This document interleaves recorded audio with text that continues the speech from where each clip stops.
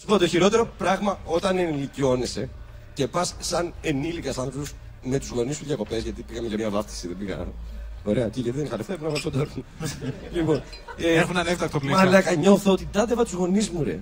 Φτάνουμε εκεί, για να Πειραιά, ιστορίες, ο πατέρας μου μεταξύ, δεν ξέρω πώς, πούτσα του μαλάκα, είμαστε στον Πειραιά, όπου θέλει αράζει.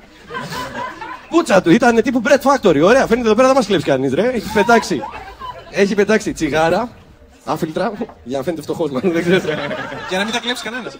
Ναι, έχει πετάξει κινητό, έχει αράξει με το ένα πόδι στη βαλίτσα και δεν τον βρίσκω, ρε. Μου λέει η μάνα μου, μαλάκα, αυτό τώρα το θυμήθηκα. Πάει η μάνα μου να πάρει να φάει, ρε μαλάκα. Απ' έξω να πάρει μαγειρευτό φαγητό. Και τι πήρε. Μπάμιες, ρε μαλάκα. Και είμαι σε φάση, εγώ περιμένω κάτι φέρε το εσπρέσο με ολίγη που παίρνω εγώ για μένα. Μου λέει ο πατέρας μου να πάρω για αυτόν τον καφέ. Ρε, δεν έκανε τίποτα, σαν βρέφος, μου δεν τάιζε. Και ένας τύπος τώρα μικροπολιτής, να μην στα απολυλώ εγώ. Και είναι σε φάση, έλα. Κοιτά την πατέρα μου και κάνει, έλα πρόεδρε.